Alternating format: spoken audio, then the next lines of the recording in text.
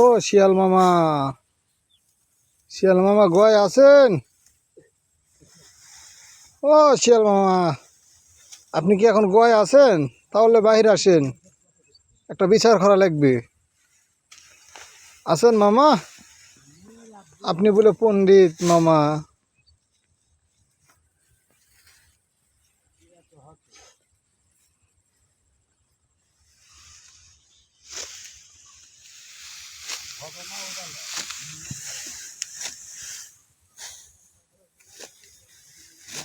মামা কোথায় শিয়াল মামা?